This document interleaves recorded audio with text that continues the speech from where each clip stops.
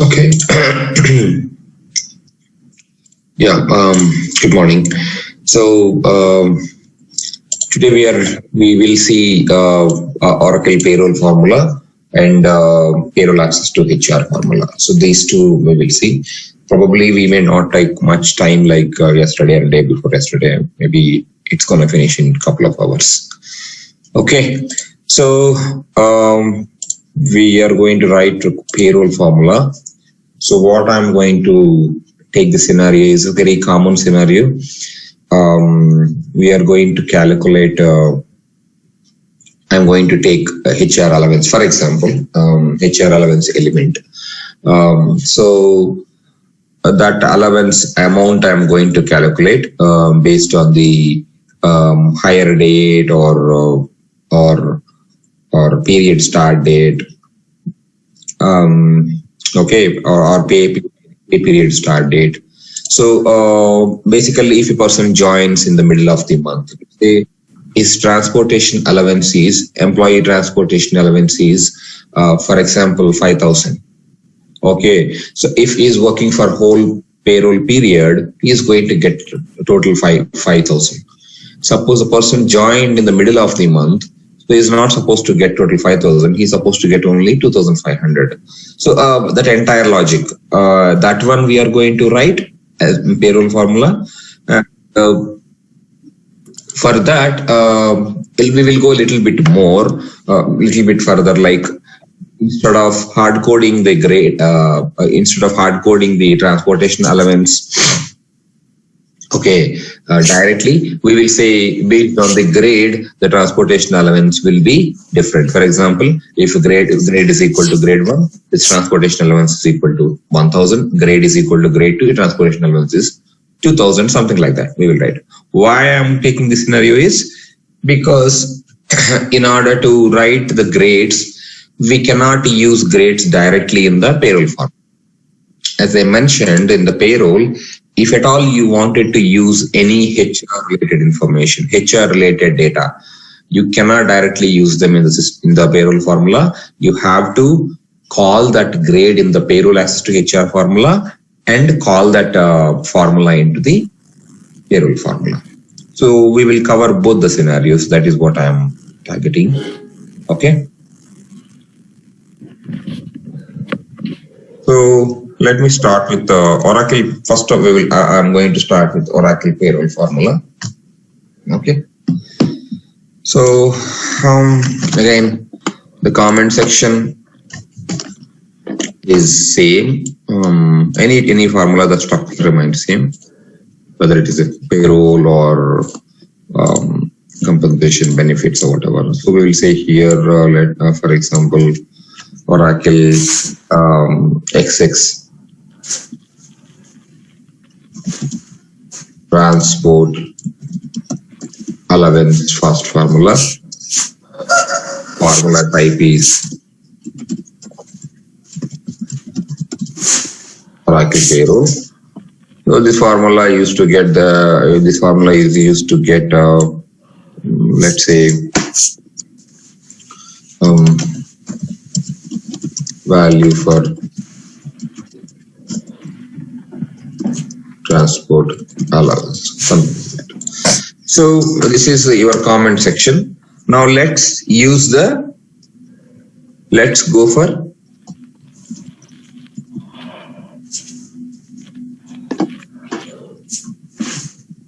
default section. Start here, default section start. So what are the default values? First, in order to write the default sections, we need to know what are the database items that you want in the Oracle payroll.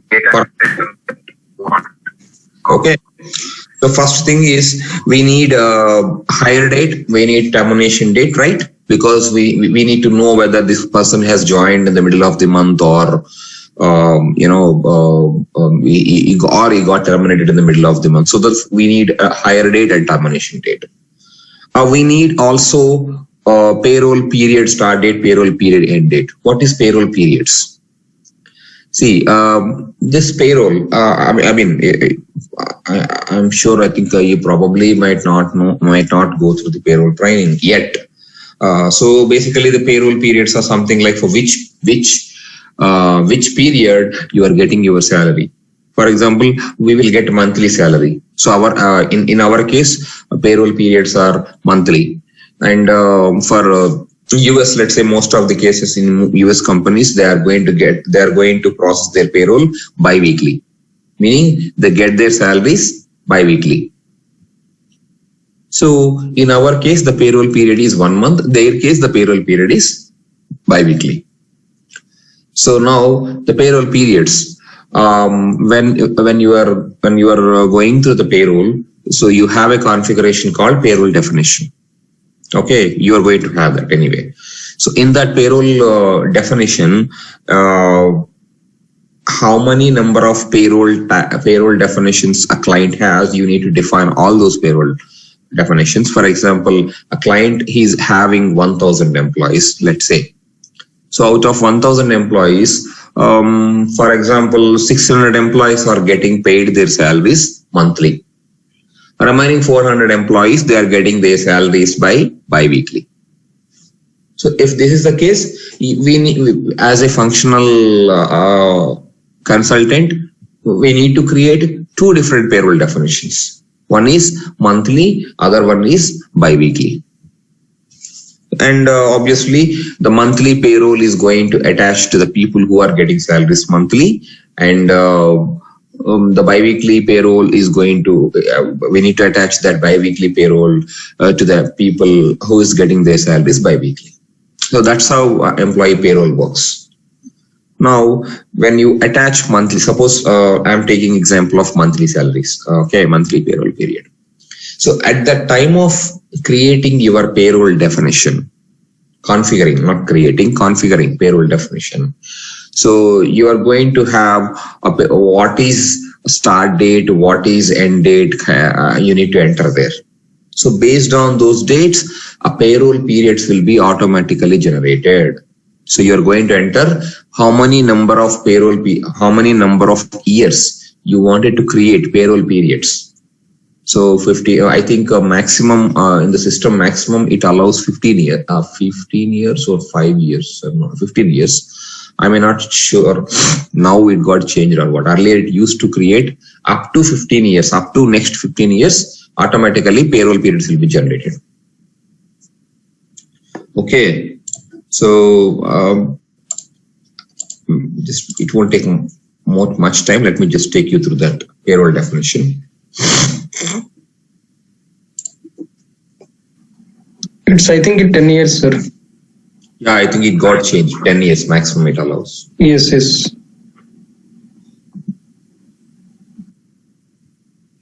Yeah, we never enter more than 10 years, but it used to allow up to 15 years maximum. Yeah, but as I said, it got changed. So you have to go to, where is payroll?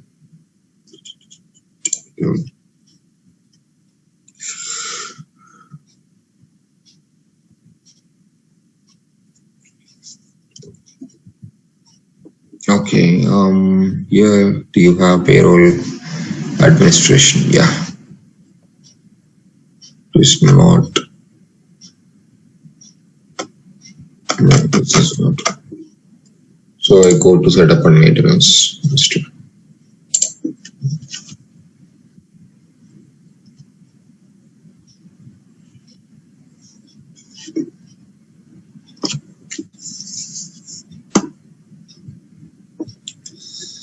So you're offering workforce deployment,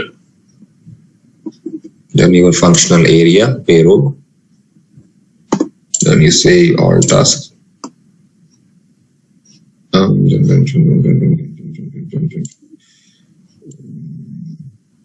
Yeah, payroll definition.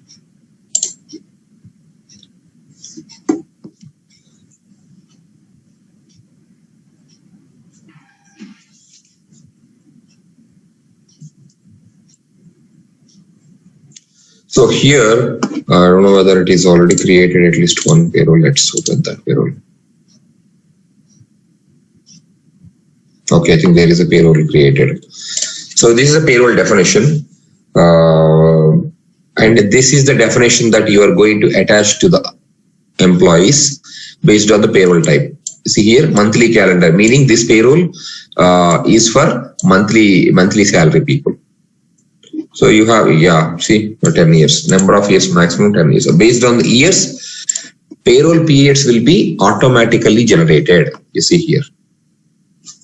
This is the first payroll period, January 1st to 31st January, 1st February to 29th February, 1st March to 31st March. Like that, these are all payroll periods up to 10 years. Next to 10 years, it will be generated. Look at that.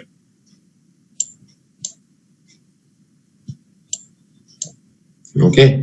So whenever I attach this payroll to the employee, suppose it attached to me, and I have joined in the month of November 16th, let's say. So when it comes to the November, so the payroll period for me start with November month, 1st November to 30th November.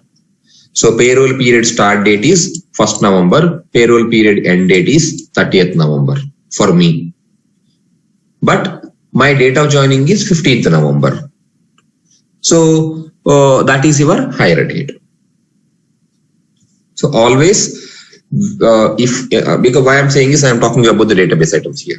The payroll period start date data, the database item name is not that. The database item name is pay earn period start date, pay earn period end, pay earn period start, pay earn period end. These are the database items to use. So the period start date, period end date. So I'm just explaining from the functional perspective.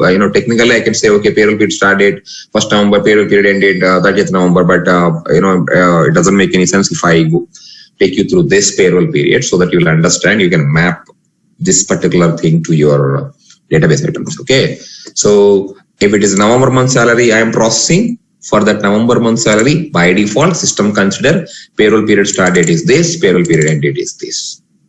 If I am processing December month salary, automatically the database item fetches that payroll period and payroll period start date is 1st December, payroll period end date is 31st December, depending on which month you are processing.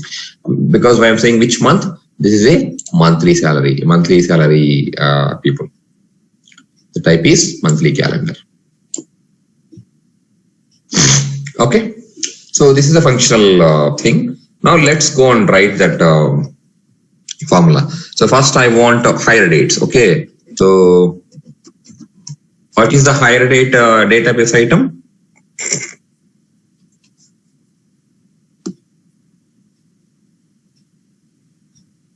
Okay, now this is what I want. Hire date database item, what we have used is per ASG REL, per ASG REL a hire date, right? That is what we have the hire date here. Somewhere we have used, right? Per ASG relation date start. This is for hire date, this is for termination date. But as I said, database items will be different from one formula type to another formula type. Maybe one module to another module, if not formula type.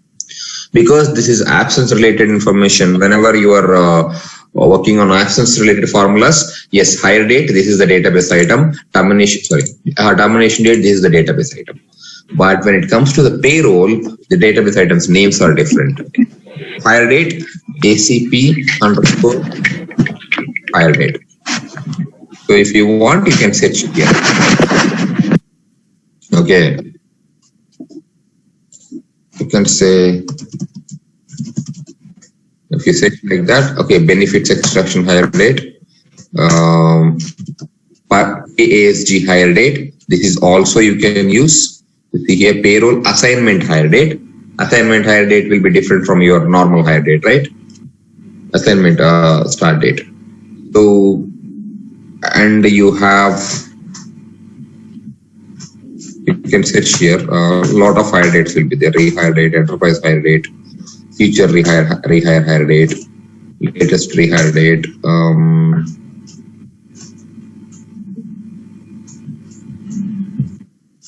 You have to search a lot of things. I'm just explaining. So now here, if we keep SAP underscore, yeah, this is SAP underscore hire date is employment hire date. Okay. So for that, it is like accrual, so it is not. Sorry?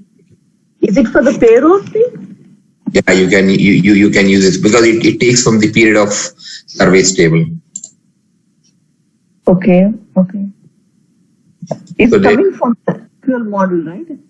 I mean, not necessary. As I said, sometimes I use assignment relation payroll. That also I use sometimes. But it acts system accepts usually- for this. Yeah, the usual common practice is this one we use in payroll, or that one we use in absence. Okay. Okay. Okay. Yeah. So now hire date is you can write this, right?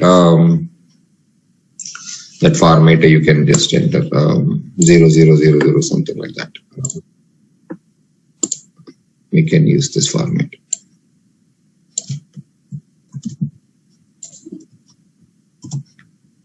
Similarly, for the termination date, default for SAP underscore termination date is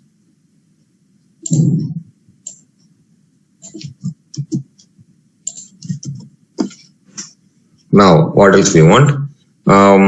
We want payroll period started, payroll period end dates, right? So default for pay, earn, period, start is this is a database item for period start date, payroll period start date.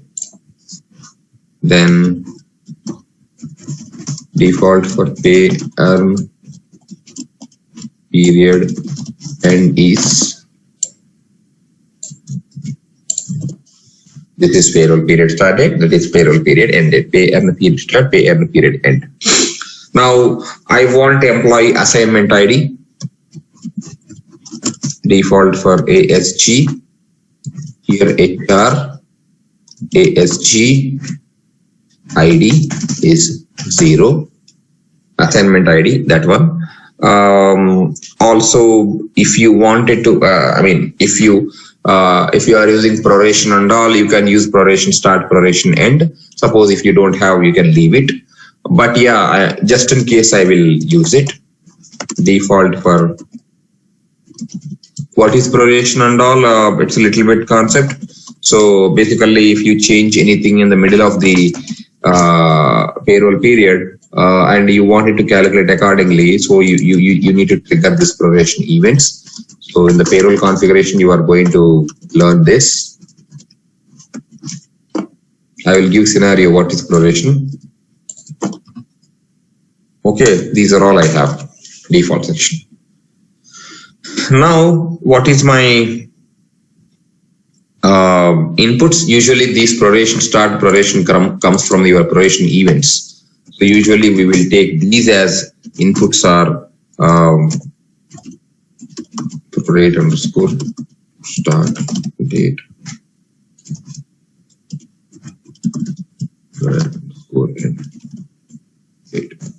Usually we will take these things from inputs. Prorations are nothing but, suppose let's say example, my salary is 1,000, let's say 10,000. So every month whenever the payroll is processing for me, I will get 10,000 every month. So let's say okay, my payroll period is monthly, meaning 1st to 30th or 30th, depending on the month. Let's say my salary got changed from 10,000 to 20,000, effective from 16th December, let's say, for current month. Effective from 16th December, my salary got changed from 10,000 to 20,000. Now you tell me, when I process my payroll, what would be the salary that I'm getting? I'm getting 10,000 or I'm getting 20,000? Or what amount should I get it? Should I get 10,000 or should I get 20,000 for December? Someone is speaking, your voice is too low. The calculation will be 10,000 for 15 days and another 15 days on the 20,000. So it will be 15,000. Right? yes. Yeah, that is called proration. So if I don't use these prorations at all, whenever I process my salary, I will not get 10,000. I will get my 20,000 for December month I'm talking. Why? Because when you process your payroll, system always looks at, it doesn't matter about your salary, whatever elements that you have and whatever changes that element has, whatever amount that you changed for those elements, any change in between payroll periods for any elements, any salary, any components, when you process, let's say for example, December month I'm taking as example, when you process a December month salary, system always looks at the values as of payroll period end date. Meaning, as of 31st December, what would be the data that I have for any element or salary, that amount will be considered to process that payroll. Remember, always your values will be considered as of payroll period end date. So whatever, suppose I have element, let's say, I don't know, for example, housing allowance. In January 1st, actually, December 1st, they have given 500 as a housing allowance. Now, December 10th, they change. Okay, let's not give 500. Let us increase his housing allowance from 500 to 1,000. Again, in December 20th, they got changed to 1,500. Again, December 25th, they updated my housing allowance to 2,500. Now, as of 31st December, what would be the element entry I will have? I will have the element entry input value as 2,500. So if without proration, when you process your salary, so I'm going to get housing allowance as 2,500. Though that amount got changed recently, 25th December. It doesn't matter. As of 31st December, what would be the latest value you have for each and every element? That amount will be processed in your payroll. Remember. Okay. So that is the reason. If again, that is again client requirement. It doesn't always say I need to use prorations and all. It again depending on client requirement. Any particular element you wanted to prorate, use proration. Otherwise, don't use the proration. So for that, you need to enable the proration group or event group. There is a concept called event groups in the payroll. So you need to define all those prorations. Anyway, in payroll sessions, if you have, you're going to learn all these things, right? So now, I am just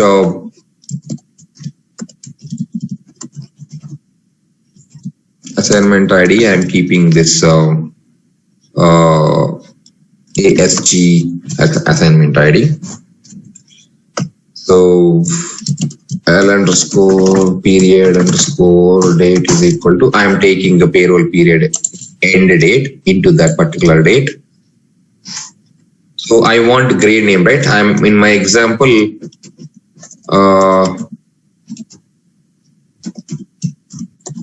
grade name is equal to current. You cannot use, I told you, right? I cannot use what is the grade name database item? Grade name database item is, I think, grade name database L_, no.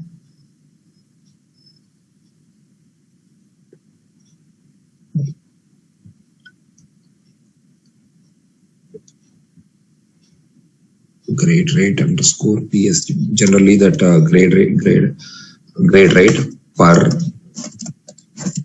per assignment per ASG peer SG grade. This is the database item to access your grade name. So, as I said, okay, you can ask me why don't I use this database item directly? I can assign the grade name. But the thing is, you cannot directly. I have database item. Look at that. Copy. search for the database item here. Look at that ASD grade name. I have the grade name. You see, it is a assignment grade. So I can just set the context, change context, effective date and HR assignment ID. You can set the context and then you can get it right. The thing is, as I said, this information you cannot use directly into your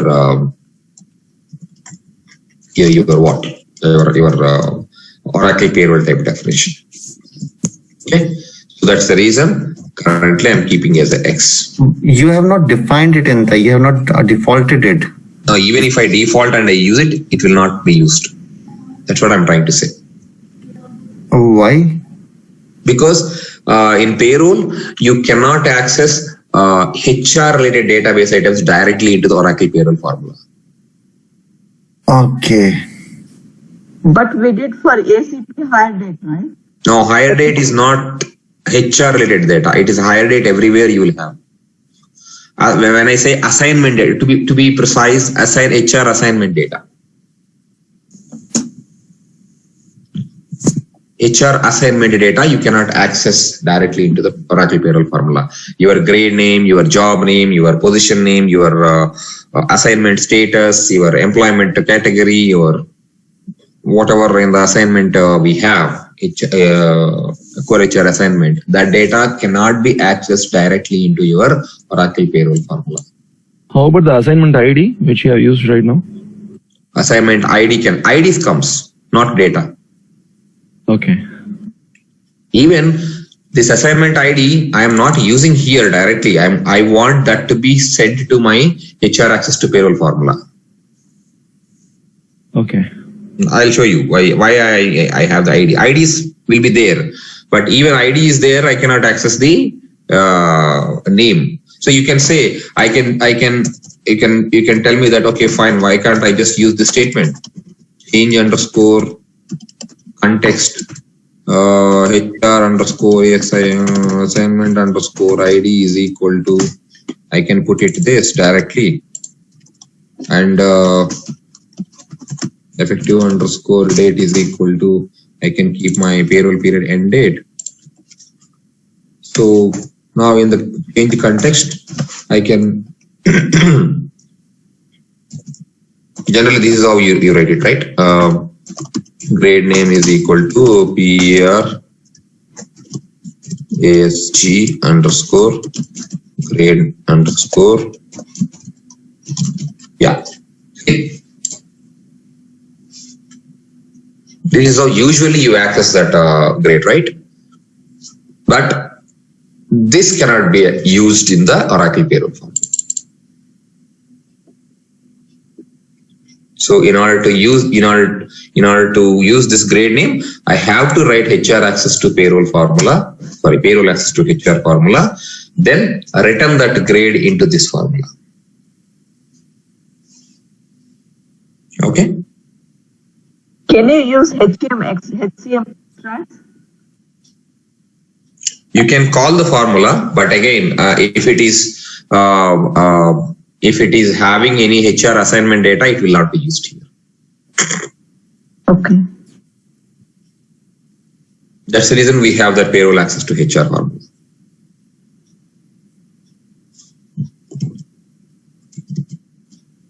Okay, so here.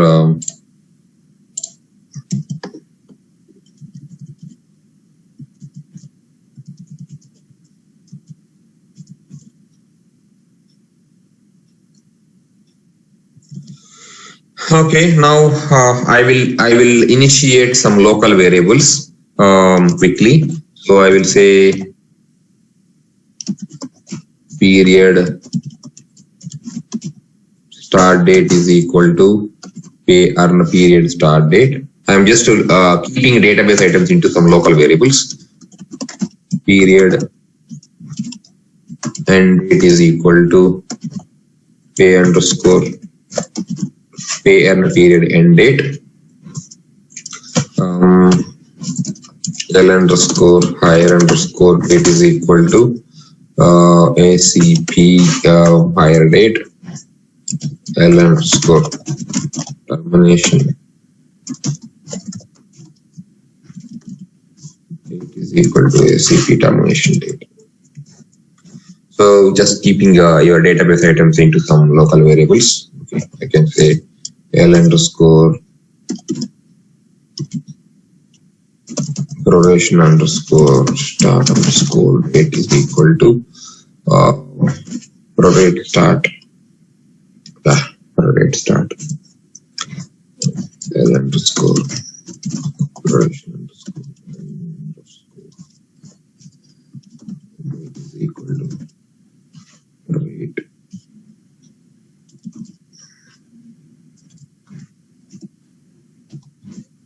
But oh, there it is. This is the reason I have.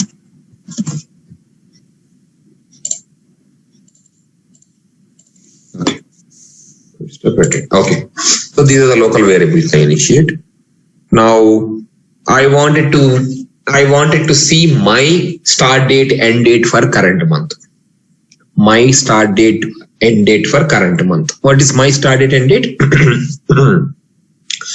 Because generally for all the people, payroll period start when you process your payroll. Obviously, the start date would be first of the month, end date would be 31st of the month, correct? Or 30th of the month, usually for all the employees.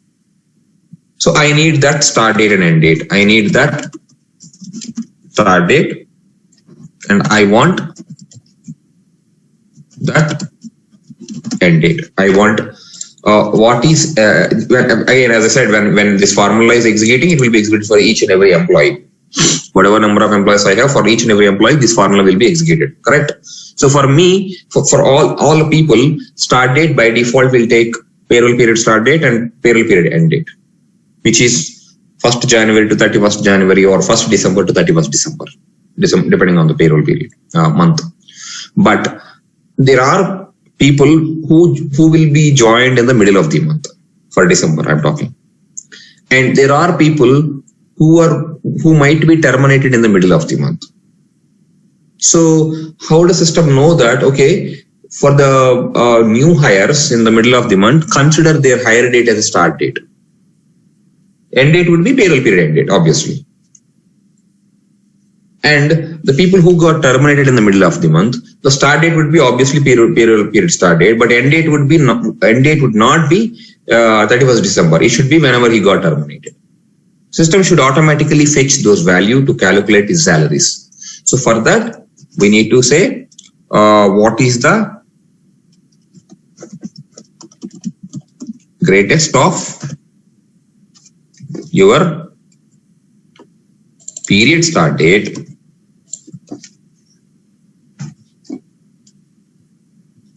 hire date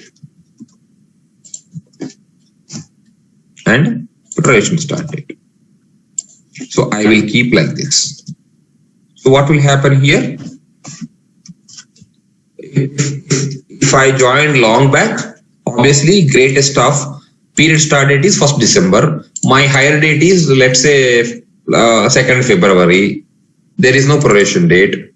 So if there is no proration, by default it will take 1st January 1951. Now tell me what is the greatest value out of this? Greatest is the highest date.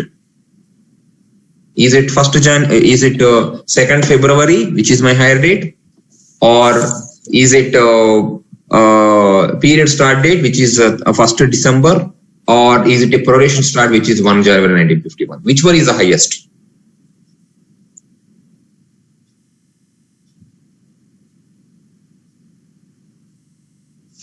Okay, you may get confused. I'll just make it simple. Period start date is 1st December, for example.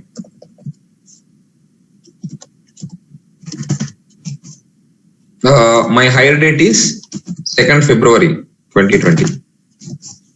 Proration start date is because there is no proration, so by default it will take 1951.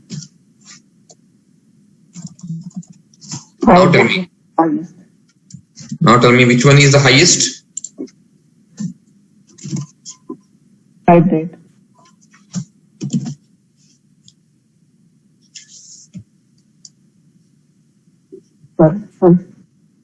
Sorry? Yes, start date. This one, right? Yeah. So this is the highest date out of these 3 dates. So meaning my payroll, my period start date is the greatest date. So for me, start date would be period start date. For example, you have joined on, let's say,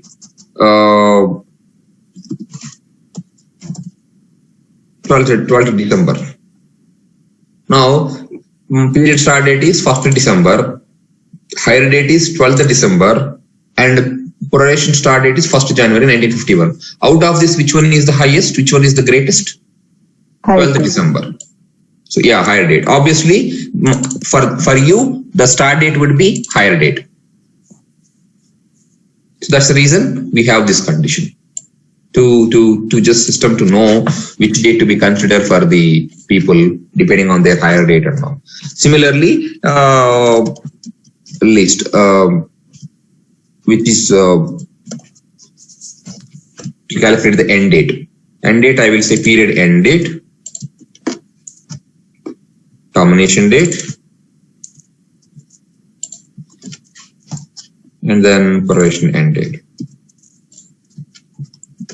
So this is my start date and end date. Okay.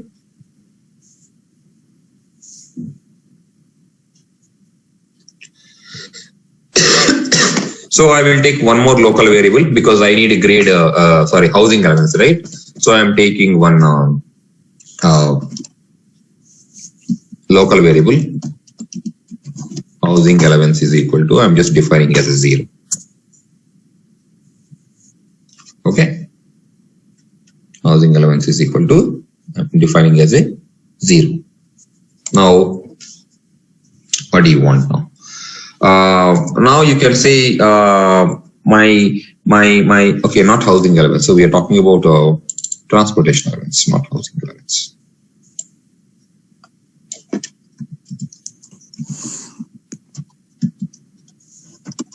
Transport allowance. Okay. Now you can say my transportation allowance. If your transportation allowance is equal to is depending on some fixed value, or let's say not depending on your grades and all, directly you can write like you can write this condition: your transportation allowance is equal to total day. You need to calculate a total days, right? For example, 5,000 is my transportation allowance monthly. So you need to calculate in this month what are the total days I have, and in this month what are the days that I have worked. So actual transportation allowance into number of days I have worked in this month divided by the total days in the month. That is how you get it, your transportation allowance, right? Or whatever, not just transport, any amount. So first I want total days in the current payroll period. So how to get it? So we have the function, right? I'm sorry. This between what dates you need to consider? Period start date and period end date. Yeah, no. This start date, this end date. No, my apologies. Yes, you said is calculation date. Calculation days is this one, but yes, you said is right. Period end date and period start date. Yeah, you said is right. So this one is it will get you the total days in the current payroll period. Okay. Similarly, what is the calculation days I want? Calculation days. What is the days that I have worked in the current month? So days between. So here what dates I need to write? These dates. These are the dates. So out of this date, what is the total days that I worked? Okay. That's all. Now your transportation allowance is equal to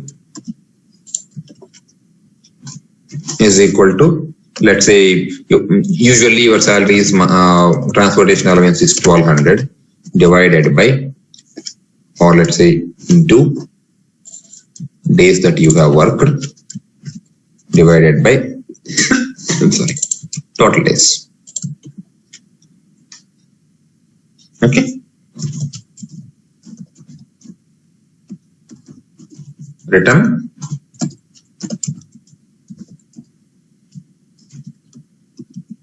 transportation allowance. So this is how you write usually the Oracle payroll formula. Okay, normally for any element, if you wanted to write any calculation, something like that, you write like this. Here we will just have one more scenario. This is a normal scenario. So payroll formula, this is a payroll formula that generally you write normally. So in that we will just include one more scenario. So this particular 1200 is not 1200 directly. This 1200 is depending on the grade. If my grade is equal to grade 1, allowance is 1200. If it is a grade 2, allowance is, let's say 1500, something like that. So I cannot default here the value right now. Now I have to find out what is my transportation actual amount. So you need to have grades, right? If my grade is equal to grade 1, then 1200 grade is equal to grade 2. For that, you need to get the grade. So directly I cannot use this grade. So that you need to call that grade from your HR access, payroll access to HR formula.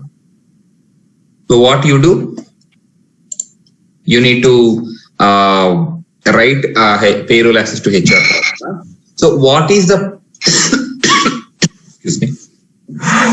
What are the parameters you need to send to that formula from this formula? What are the parameters you have to send it?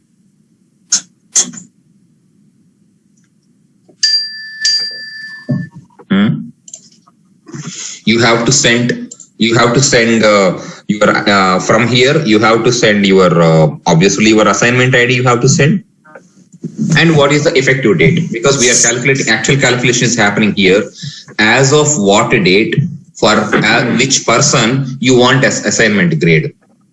So you need to send assignment ID and effective date. So remember, set filling formula. Remember, right? Set input. So what you send? Assignment ID.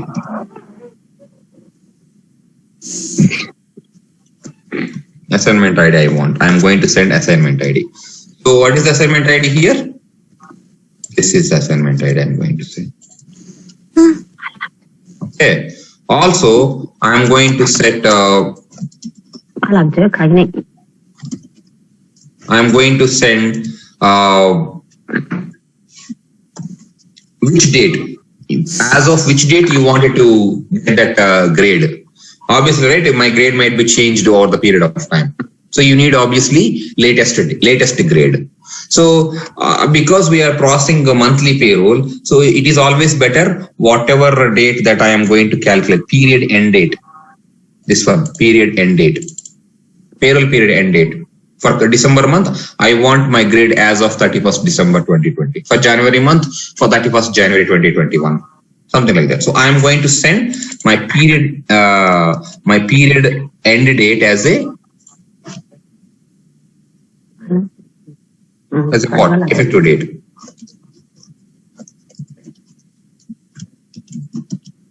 Or you can write effective date whole, but I'm just, what did I do? This is what I want. Can you just go on mute, please? Yeah. So here we're going to send that. Now I wanted, if you are having multiple, usually in payroll, what we write is we write one payroll access to HR formula. And then we will call that same formula for multiple Oracle payroll formulas, right? Suppose this formula is using a grade, maybe another element, another payroll formula might also be used grade, right? So same payroll access to HR formula I can use. Second point. Can you someone please go on mute? Yeah. Okay. Now, also one more thing is, I may need more than one HR assignment data in this formula. I may need more than one HR data. For example, not only grade, I want job also. Not only grade, I need job also. In that case, then what to do? So I need job name, I need grade name. Two I want. So that's the reason we will set input one more value. So you can just give the name whatever you want. Usually I give what is the value that you are going to get. Let's say usually I give mode value or what you want. Mode something. I'm just giving some value mode. So what are you going to get it? Here, what are you going to get it?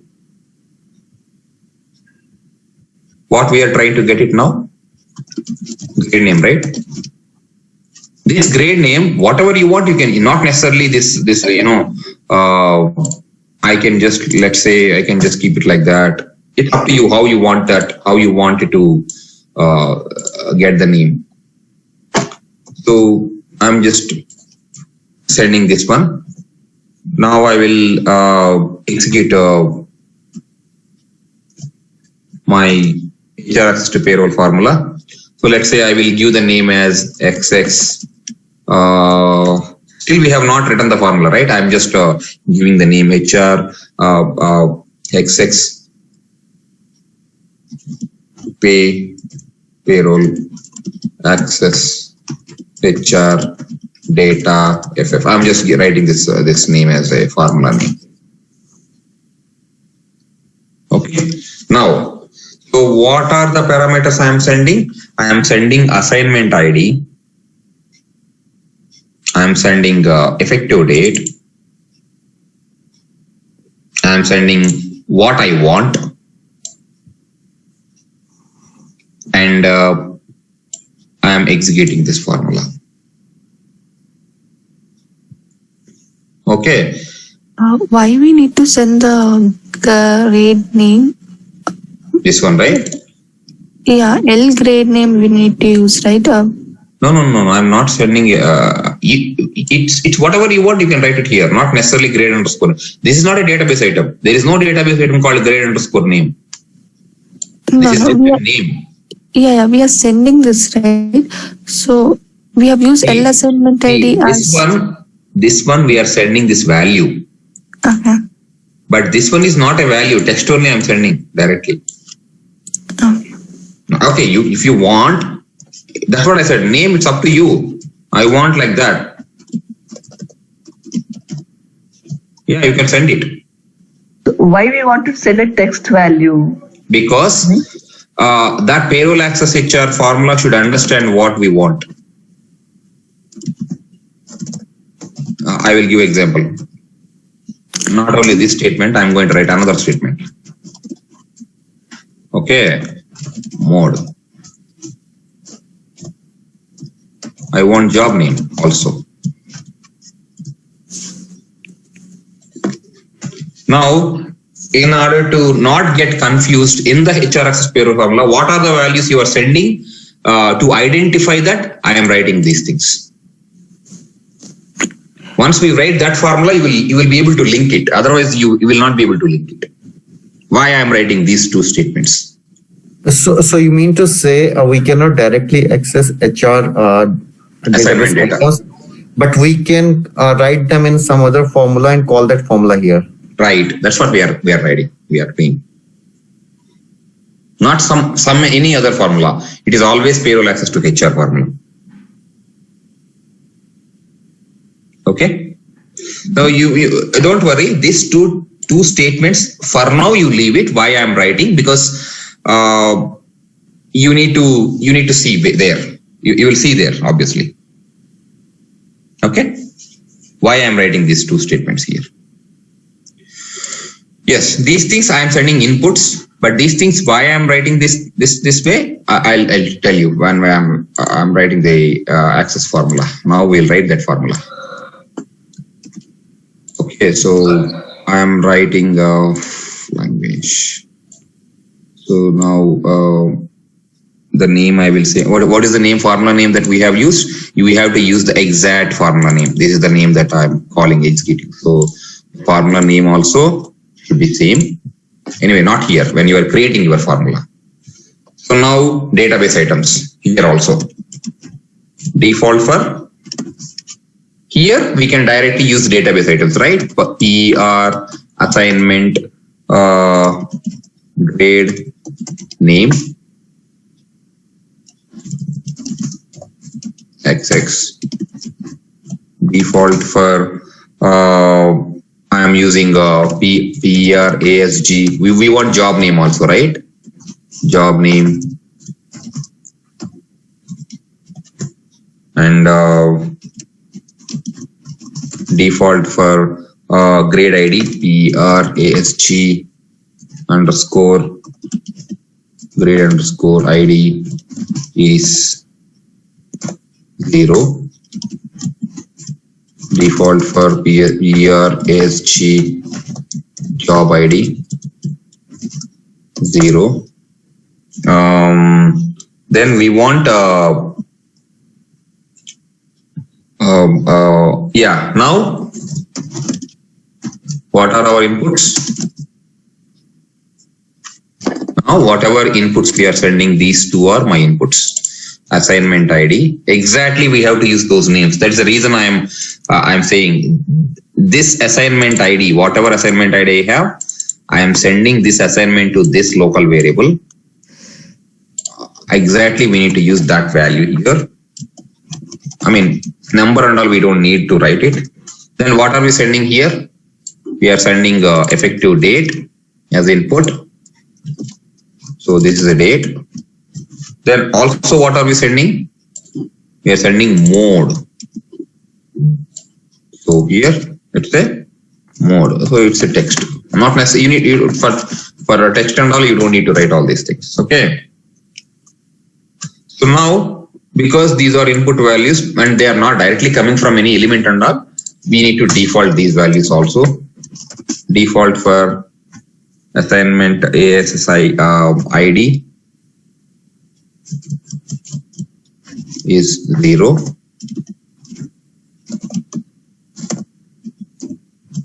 Default for effective date is, so by default we'll say 4712 12 31. So we will have our seconds format. Okay. So what else mode I have? Default for mode is, We have given mode for two fields, right? Two input fields, right? yes. Yeah. Okay. We are sending two values, grade name, job name. Now here the logic comes. What is the logic? The name for another mode should be mode 1 or? No. I'll tell you why I am writing like this. So now this particular formula need what? What I want? I want grade name, I want job name, both, right? Correct? Yes. Yes. So here you're going to define that one. If my mode is equal to whatever name that I have used here there, grade name. Directly I'm sending grade name into mode. If my mode is equal to grade name, then yes, write your logic. Now I need a grade, right? A grade, in order to get the grade, you need to set the context. You know that, right? We have seen so many times. Okay, change context. This one is using assignment ID, HR assignment ID. The context is this one. So this one is this ID, what we sent to this, for this ID, and effective date is equal to this date. So for that assignment ID, for that grade,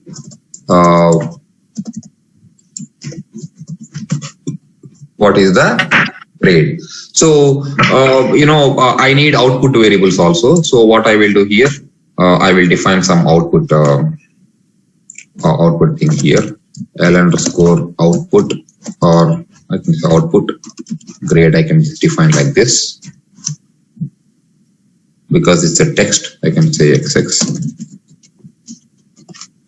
So here I will write that L underscore output grade is equal to PER. We have the database in, right? PER underscore ASG grade name. Now what I will do here, return text file. So now same case, same way, if my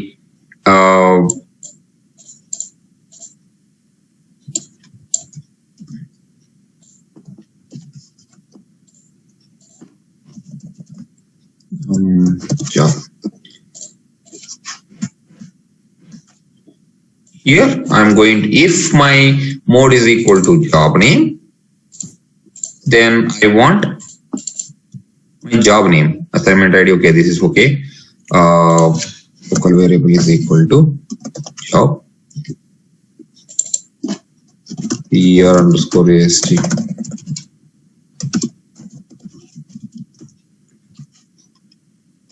Job name, return. So this is how we write HR access to payroll. Why I am writing these two, set input grade name, job name, because I want two values. So if mode is equal to grade name, so I'm returning grade. If mode is equal to job name, I am returning grade, because it may not necessary that every time I write everything here and whatever I write here, this formula only will be used.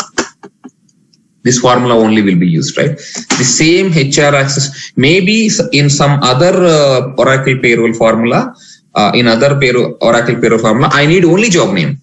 I don't want anything. I want only job name in that payroll formula, for example.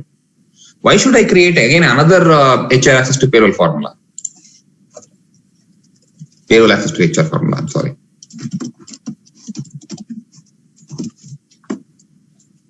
So simply, in that formula, whatever I'm talking about, the another formula, I will simply use, I will not use this statement. I will write only this, so that if mode is equal to job name, it will get only this value. It will not look into this. For that formula, I'm talking about different formula. That's the reason I am writing like this, mode, or whatever, not necessarily mode. You can write whatever you want. It's your understanding, how you understand this logic. That's the reason I write mode. I mean, not necessarily you need to write here 2 times. Maybe in one formula I want grade name. Suppose this formula I want grade name. Maybe in another formula I want job name. So there, in the another formula, what I will write, set input mode job name. I will not write this statement in that formula. But I am using the same payroll access formula for both. So how does this formula caters 2 different formulas? How does this formula understand, okay, formula 1 needs grade 1, formula 2 needs job name? That's the reason it will then look, okay, formula one is sending grade. So if mode is equal to grade, okay, it will return only this value to that formula one. Formula two need only job name. So in the formula two, I will not have this statement. Formula two is saying job name. So the mode is equal to job name. Okay, it will execute this statement, not that statement. For that formula, it will send job name. Understand? So it is mainly to move the cursor to that particular section. Exactly. Basically to understand, okay, this formula needs what, that formula. Because I am using the same formula for n number of different Oracle formulas. Making it more modular. Yeah, I mean, More reusable. more reusable, exactly. More reusable. Yeah, you can ask me why should I do it? I will write one more payroll access formula which gets my job name. I will call that formula for the formula 2. You can do that. Yeah. You don't need this modes and all in that case. I don't need mode is an option. Mode is to make your formula more effective, more reusable, more generalized. Correct. But is it a good practice to have one payroll access to HR and add all our requirements? Yes. Or multiple payroll access to No, it formula? is always preferable to have one payroll access formula and then use it to send this HR data to different payroll formulas. That is a suggestion. I mean, in that case, we'll be using all the database items, and as you mentioned in last time, that formula gets called, and all the database items, have to be Correct. But if I use different formulas, even if I am writing different formula, even it has to call this formula, it has to call that formula, and these database items, those database items. Okay, it is more or less same. Yeah, exactly. Okay. So now I can use this. Okay. Now what about return variables? So now I will say transportation. What is my grade name here? Right. Whatever grade name that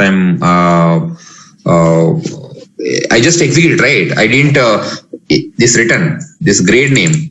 I return the grade name, but where this has to get it right. So I will say L underscore grade name is equal to, what is the function? Remember anyone? Get out. Yeah, exactly. Get output. So what we written here? Output grade. So this one here we need to write it.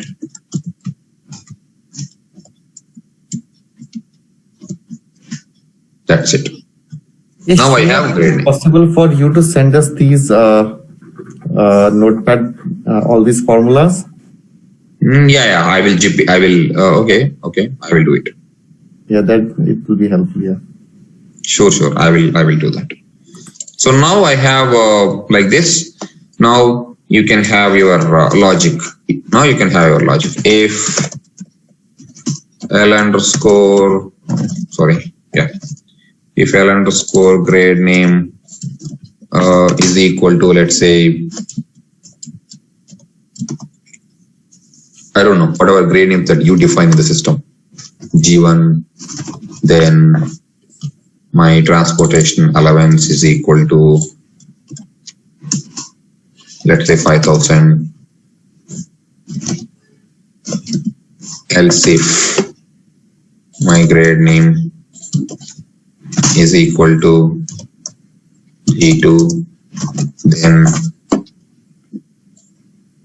my transportation allowance is equal to 7,000. Else my transportation allowance is equal to 10,000, for example. So in that case, you will not use this 1200 by default. I will use this one like that. Okay, clear? Like, do you have any lookup values? Do I have? Lookup values, lookup. I mean, I have lookups, but what is the requirement? Or if, instead of having a hard-coded 5.7.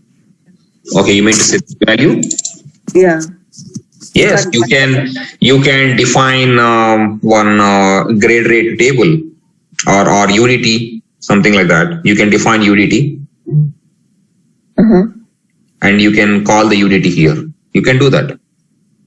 What is that? Okay. Syntax you want? Yeah, please. So instead of hard coding this, yes, probably in HR configuration, maybe in core HR or somewhere, they might have explained you that UDT, right? How to create user-defined tables. So in that case, what I can write the logic here, I don't need to hard code the values here. Okay, I don't need to hard code the values. I will write one. So it is always get underscore table name. Get table name is used to retrieve your data from user defined table, right? Now, what are the parameters you need to send? You need to send the table name. You need to know the table name. What is the table name that you have created for transportation allowance in the UDT? Okay. I don't know what table name you have. I'll say simply XX transport allowance UDT. Maybe you have created the UDT with this name. Okay. And column name. What is the column name you have created? Maybe you have created a column name as grade value, something like that. And you need to send this grade name for this grade. As of what date? Period end date always, right? Where is the period end date? Yeah. Okay. Excuse me. Sorry. Yeah. So this is what I have. Now always allowance is number. So because UDT, we don't know what is the value we get it from UDT. So we always change it to number. This is how you get it. Provided that UDT name should be this, and in that UDT, the column name should be this. Obviously, row name would be your grade name. Row value would be, G1 500, G2 something. You define like that, right? This is how you create your UDT. So instead of hard coding, you can write like this. I mean, you have to define UDT. User defined table. Okay. So this is more like generalized. You don't need to hard code this value. Whenever the value is changed, you don't need to come here in the formula and change it. You can directly go to the grade rate table and change the value there.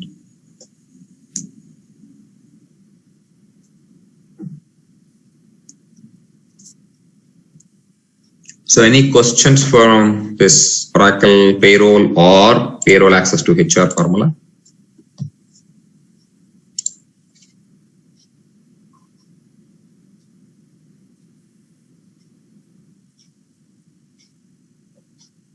One question. Yeah, please. I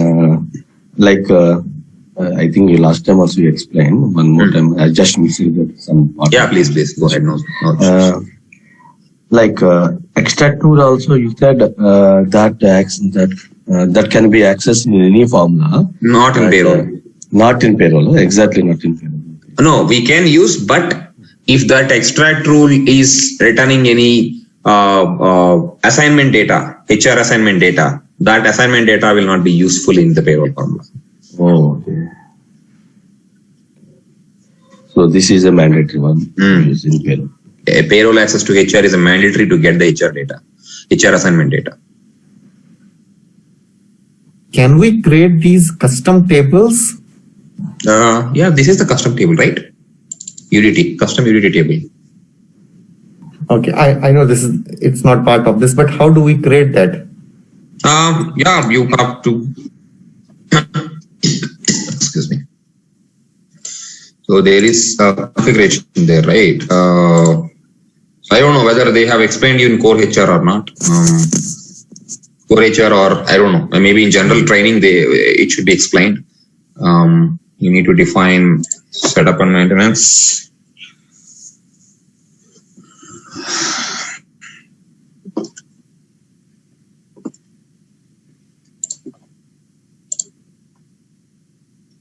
I think where is user defined tables? It will be, let's search for that.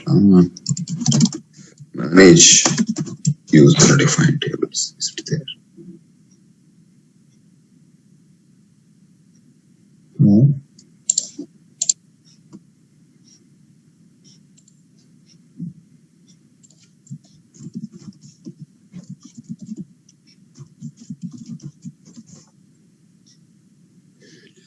HCM user defined table. Yeah.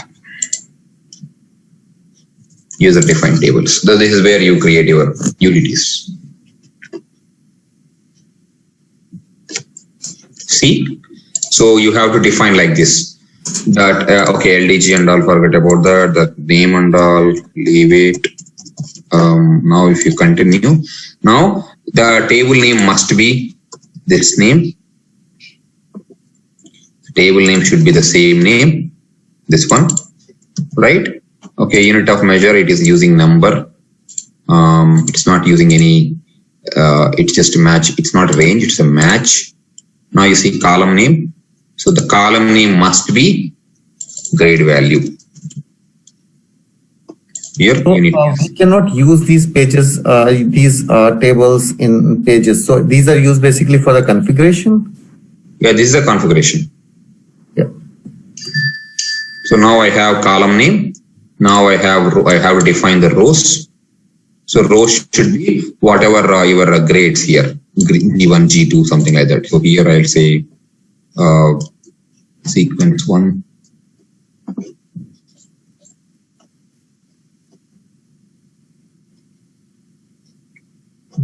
Just go to next. Something is missing.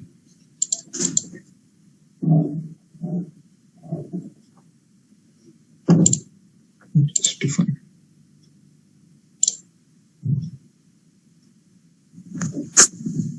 You need to save it. Oh, you got measure. Wait. Save it. Once you save it, let's say add. Yeah. Here you'll say G1. Then save it. What happened? Measure number. Oh shit. See, I said number, but unit of measure is here text, right?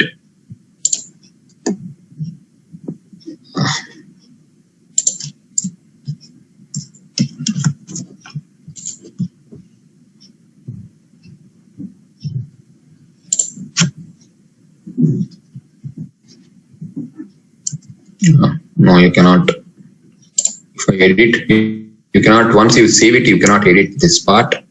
This part cannot be edited. So You'll delete it. Srinivas, what's the difference between the defined tables and the common? Because corresponding column exists. Okay, what is the difference between? Sorry, I missed the other part. What is the difference? User defined tables and common lookup tables. User defined tables and Manage common lookups. user defined tables. Okay, 1 second.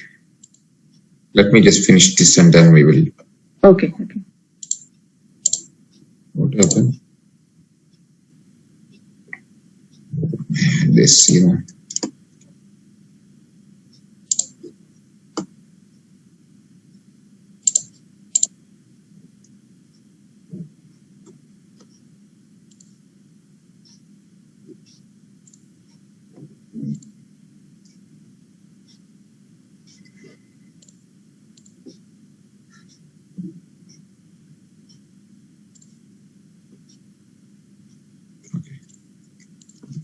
create again.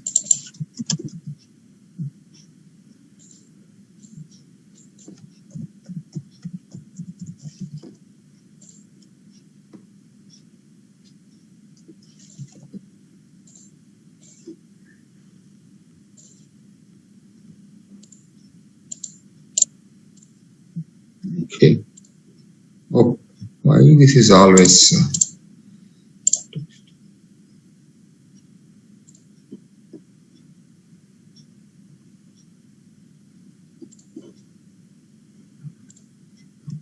column name is grade value.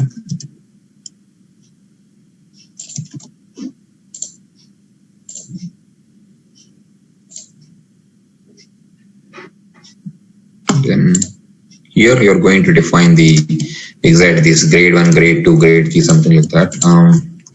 Grade 1.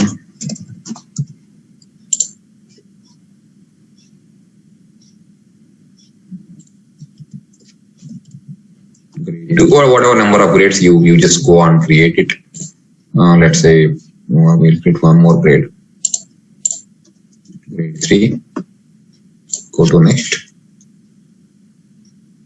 Okay, so you are going to create the values for grade 1, what is the amount, grade 2, what is the amount, grade 3, what is the amount. So for grade 1, the value is here 5,000. Grade 2,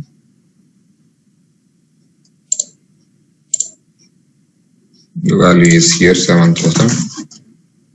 Grade 3.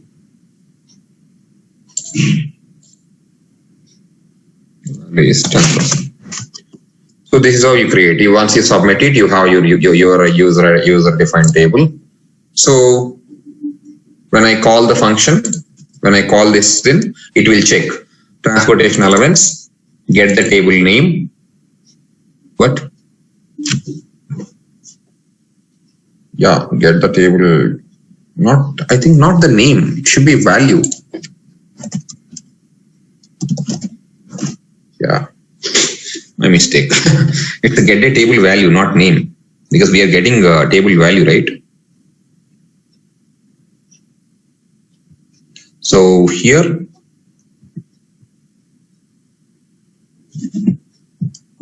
how it will check? It will check get the table value. Which table? This table. This table is what? It will come to here. Okay, it will check this table, this column, this column. And grade name. Suppose we got the grade name for employee, right? Suppose it is G1. G1 will be sent here. Okay, for G1, what is the value? Next you will have values, right? For G1, what is the value? 5,000. So 5,000 will be written to this. And as of this date, because this date, it will check effective date. Effective end date is blank. So by default, it will take effective end date this one. So as of that date, by default, it will be 5,000. So that amount will be coming into this and then it will be calculated accordingly. Clear? Now to answer your question, the difference between UDT and the lookups. These two are two different things. UDT is to define rows and columns and rows and each row what is the value. But lookups are not like that, right? Again, lookups are suppose UDT, not only grade name, in the same UDT, I can get the job name, I can define jobs, I can define job value, I can define another thing also. I will add one more column here, job value, for job 1 this value, job 2 this value. So same UDT I can use for multiple purpose. But lookup is not that. Lookup is not like that, right? Lookup, yes, you can define lookup like transportation allowance lookup, grade 1. You can use that also. There is no straight solution for anything. Yes, if you think that lookup is right, you can write it. Okay, thank you. Yeah. More like it is an effective dated. Yeah, but there it's a date. It's not a date track. It's effective start date and end date. There. Suppose if value is changed in the lookup, what do you do? Yeah. You have to end date that value with G1 and again start date, one more row, add one more row and do it, right? That's what you do. Yeah. Lookup. But here it's date tracking. You can correct it, you can update it, if I edit and all, it will come here. Edit and all, you can update the value automatically. This date tracking will be taken.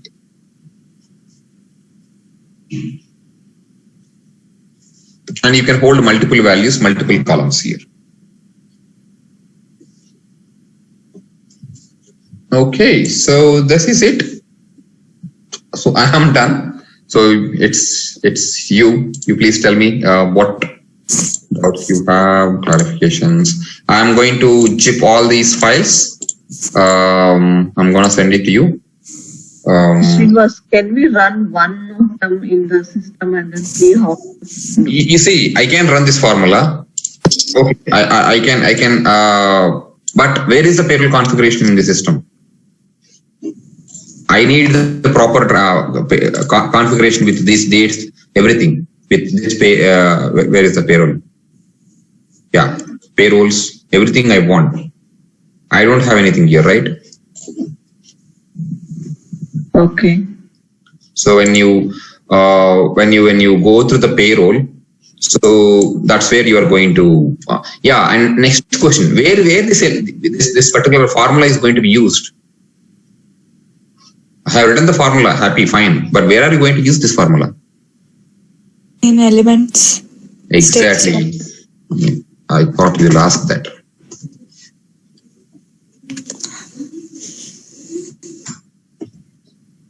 Elements. So this amount is returning what? Transportation allowance. That transportation allowance should go and hit my pay value, right? When I'm processing element, that has to hit my payroll element. I don't know whether element is created or not. Oh man. Is there any access with payroll element? No.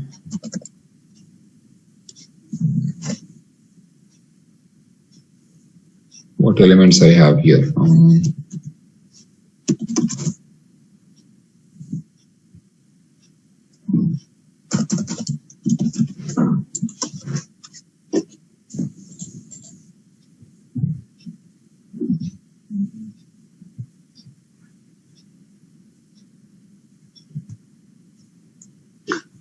So this calling function needs to be written in the element.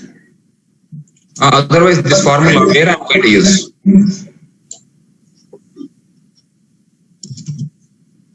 Okay.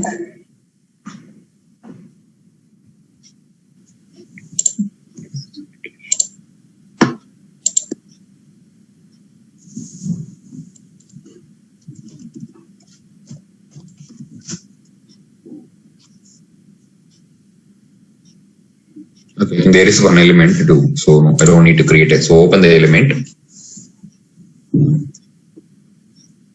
So here, these are the input values that I have. Element. So where you're going to assign the formula to this element. So you have here status processing rules. Go there.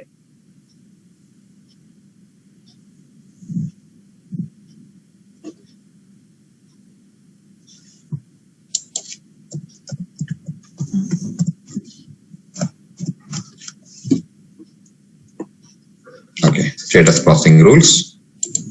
Create status processing rule. So you're going to attach. If I create any formula, you're going to attach the formula here. Suppose I create this formula in the system and I compiled it. This formula will be shown here. So select that formula. Now once I select it, you see the return variable. I am returning this value, right? I calculated the value. This particular return variable will be shown here.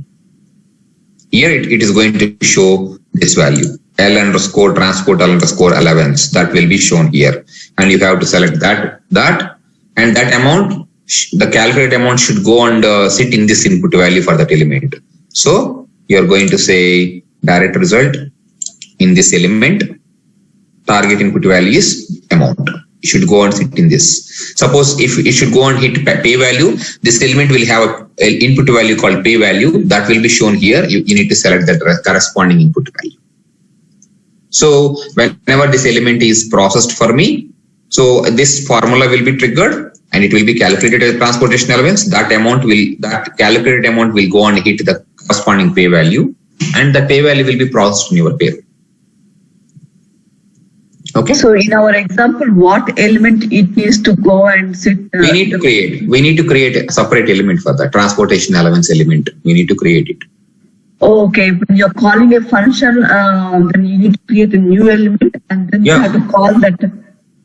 Yeah, but otherwise, you see, I'm saying transportation allowance is calculated.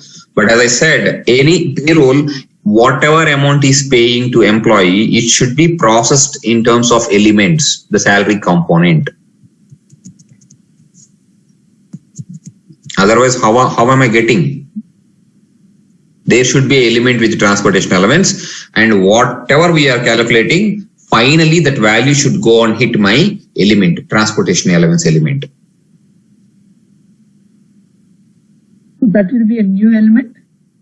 It depends. Yeah, it should be a new element in this scenario.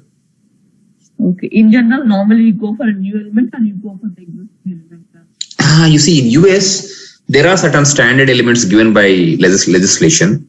And if it is a custom requirement, yes, you are going to create a new element and then write all this logic. Mostly this kind of elements, you are going to create new elements.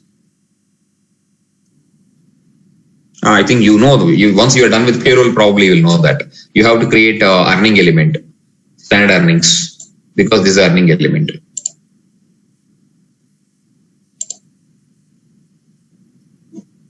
Okay. Okay. Thank you. Any questions other than that? One question. Yeah. If my payroll formula needs some other related information, like other than HR, if I need any absence related information, You can write an extract.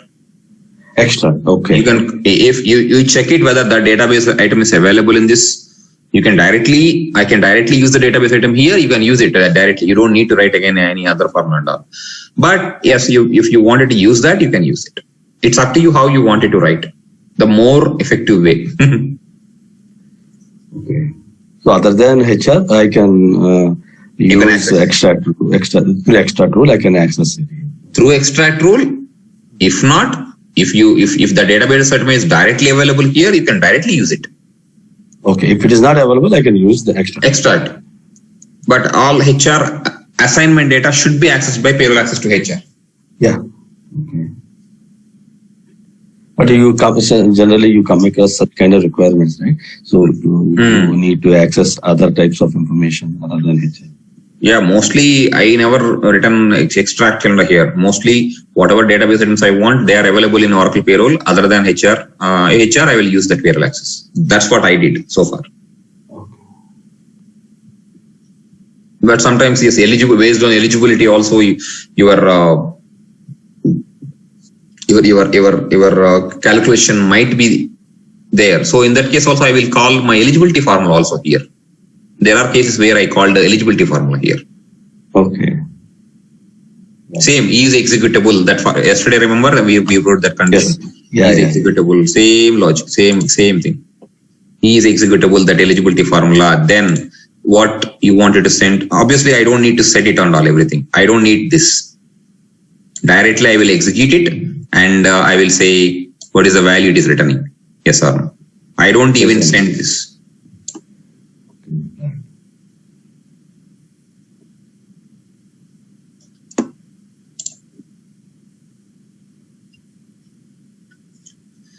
Okay guys, if you have anything, please let me know. Otherwise we can close.